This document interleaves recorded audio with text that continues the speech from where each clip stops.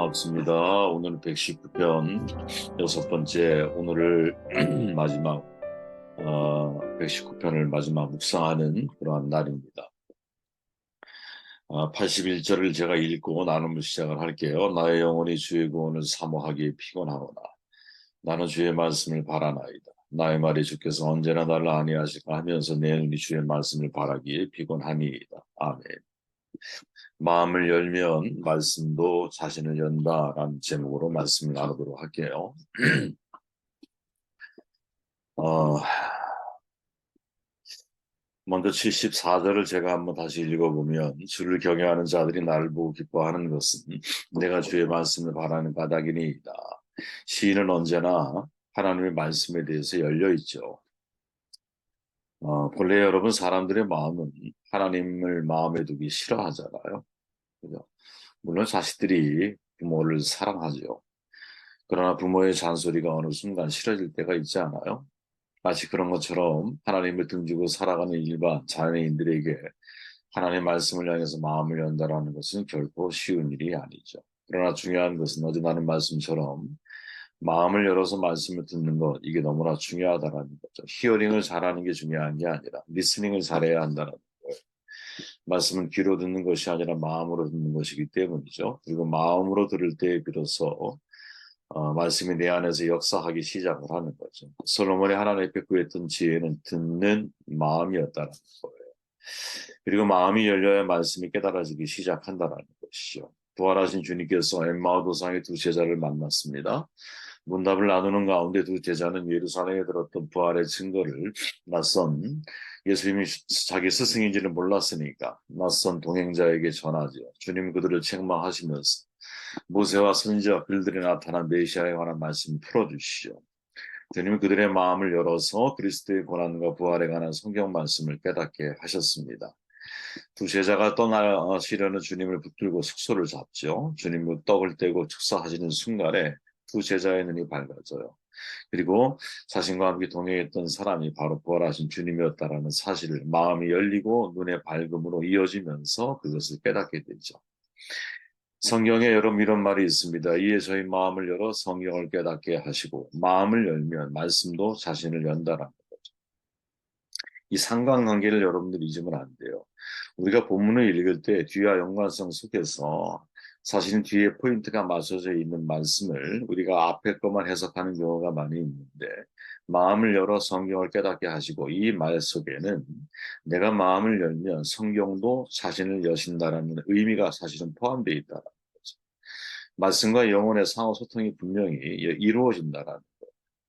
소통은 상대의 벽을 허물고 서로를 깊이 알게 하잖아요. 깊이 내가 알게 되는 것이 곧 깨달음인 것이죠. 그죠? 그래서 정말 우리에게 필요한 것은 뭐냐? 내가 먼저 하나님 말씀을 향해서 열려있는 마음을 가지고 있는. 지금 제가, 이제 배움의 이제 과정 속에서 상담에 관련된 공부를 같이 나누고 있는데, 상담자와 내담자 사이에 서로가 정말 진정한 소통을 이루려면 전제 조건이 있더라고요. 그게 뭐냐? 서로에 대한 상호 신뢰예요. 내담자가 상담자에 대해서 신뢰하는 마음이 없이 어떻게 자신의 속 이야기, 속 마음을 내어낼 수 있겠어요? 근데 그거는 제가 충분히 이해가 됐는데 그 다음에 진행되어지는 내용을 보면 이제 그런 거예요. 내담자가 상담자에 대해 신뢰하는 마음과 자기의 마음을 열기 시작할 때 상담자 역시 내담자의 삶의 상황 가운데 들어갈 확률이 대단히 높고 상담자에게 정말 필요한 상담의 내용들을 상대에게 전달해 줄 수 있다라는 그 내용이 우리가 배우는 교과서에 담겨 있는 거예요. 그래서 참 되게 새로웠어요. 그러면서 동반 성장이 이루어진다는 거죠. 내담자의 경험이 나의 경험이 되기도 하고 상담자의 경험이 내담자에게 전달되어지기도 한다라는 거죠. 이게 사실은 여러분 살아있는 생명을 가진 유기체의 특징인 거예요. 내가 누구와 대화를 나눌 때 내가 상대에 대한 어느 정도의 신뢰를 가지고 있는가에 따라서 내 마음의 밑바닥에 놓여 있는 것과 내 마음에 깊이 숨겨져 있는 내용도 상대에게 내가 말할 수 있는 거잖아요. 근데 그 말하는 것으로 끝나는 것이 아니라 그 말을 듣고 있는 상대방 역시 나에 대해서 같은 신뢰의 마음을 가지고 더 깊은 속 얘기를 나에게 해줄 수 있다는 것이죠. 그래서 여러분 시인은 항상 말하는 거예요. 주의 말씀을 열므로 우둔한 자에게 비추어 깨닫게 하나이다. 하나님이 말씀을 우리에게 열어요. 그죠? 130절에 보면 우리에게 열어. 근데 어떻게 이후 하나님이 우리에게 말씀을 여시느냐? 사실은 전체적인 내용을 통해서 시인이 강조하는 것은 뭐예요? 내가 하나님 앞에 마음을 열고 말씀에 대해서 귀를 열고 그 말씀이 나에게 정말 무엇을 요구하고 있고 무엇을 지시하고 있는지에 대해서 들으려고 하는 마음을 내가 정말 가지고 있느냐. 이게 하나님의 말씀을 우리에게 여실 수 있는 매우 중요한 포인트라는 것이죠. 그러니까 내가 말씀에 대해서 마음을 열지 않고 성령이 나에게 하나님의 뜻을 나에게 알려주실 것을 기대하는 사람은 제가 볼 때 되게 어리석은 사람이 될 수 있다라는 거예요.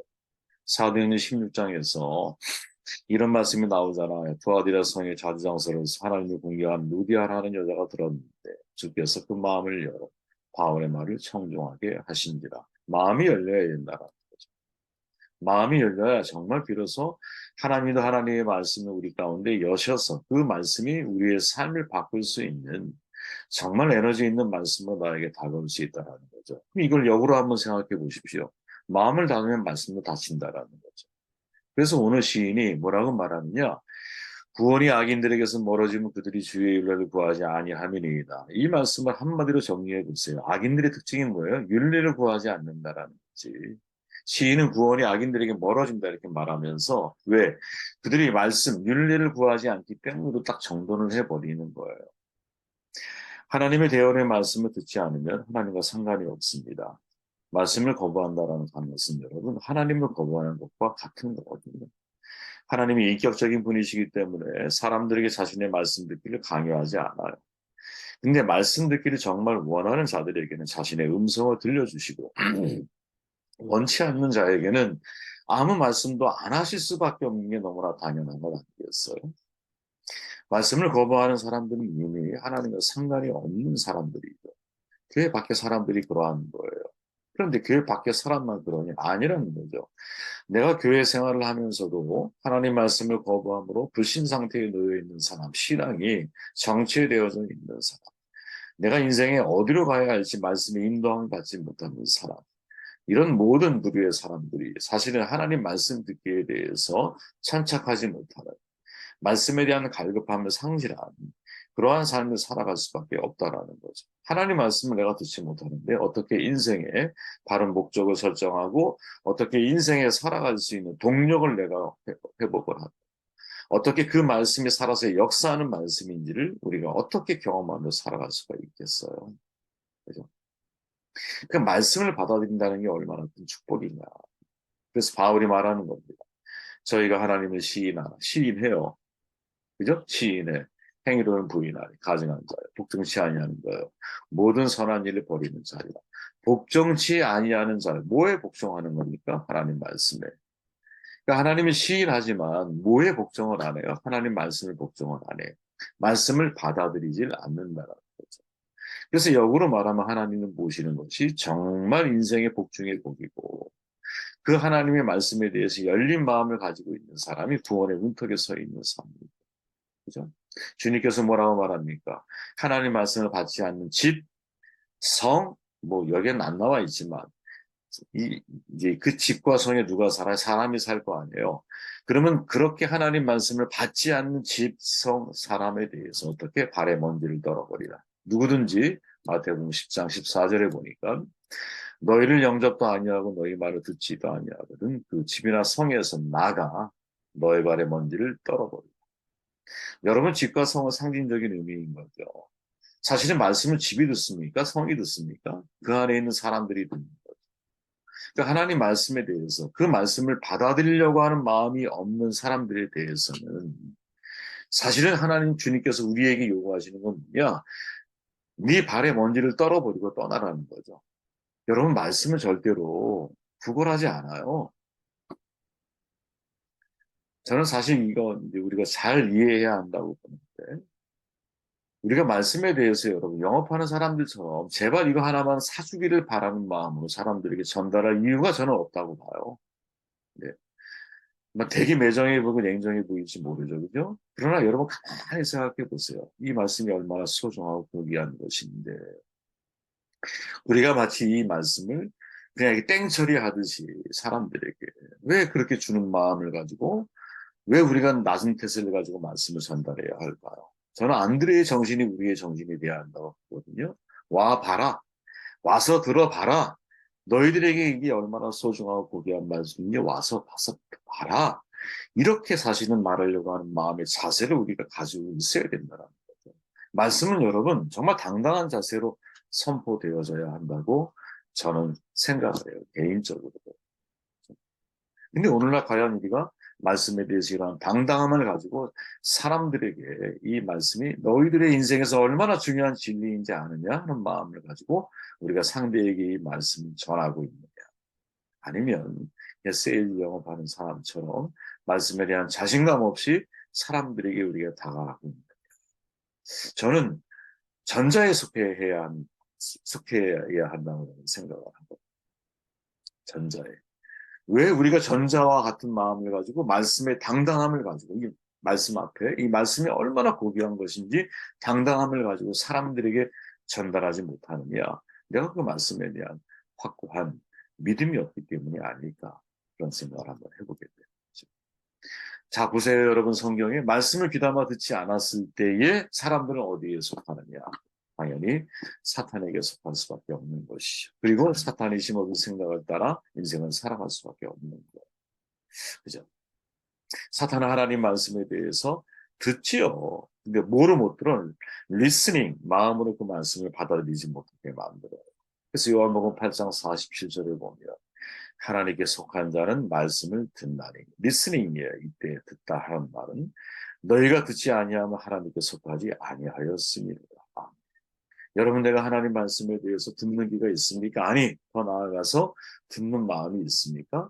만약에 내가 듣는 마음이 없다면 내가 누구에게 속해 있는지를 우리가 진지하게 내 자신을 돌아봐야 되는 거예요. 그죠?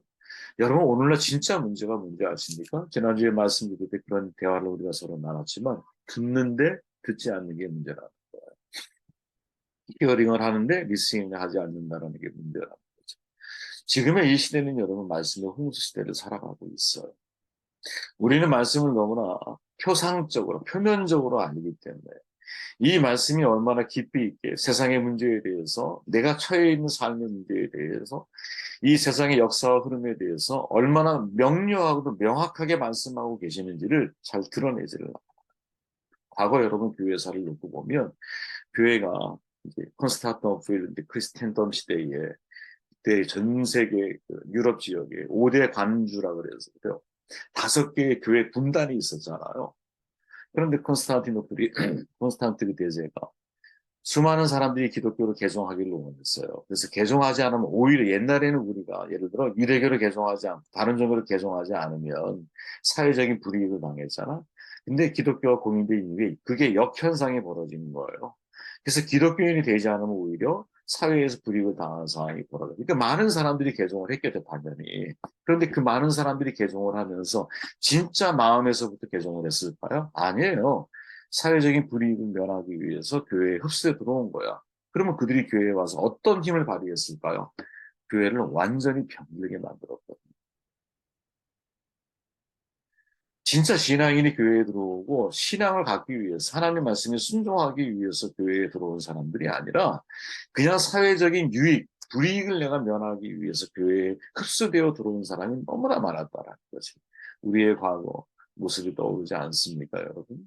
그래서 영업하기 위해서 교인이 되고 장사하기 위해서 교인이 되고 그러다 보니 그 사람들에게 있어서 하나님은 나에게 복을 주어야 하는 분이고 성도는 성도의 교제의 대상이 아니라 공동체의 지체로서의 대상이 아니라 내 유익을 내 피로 살아 나를 채워주기 위해서 존재하는 사람들일 뿐이에요. 그런 사람이 아무리 많으면 뭐합니까?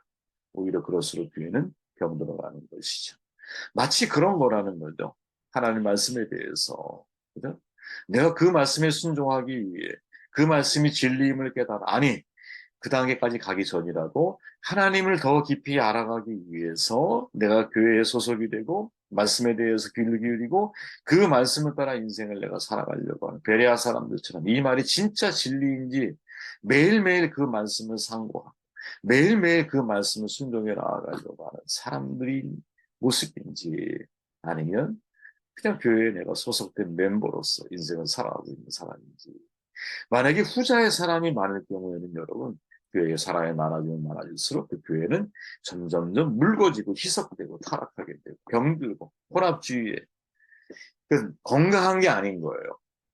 그죠? 마치 비만증에 걸린 사람처럼 그냥 살이 쪄가고 있는 사람인 거지. 그런데 그런 사람의 특징이 뭐냐? 들으면서 듣지 않는다. 나중에 읽어보세요, 여러분. 자, 스테반이 복음을 증거할 때 수많은 유대인들이 그 말씀을 들었어.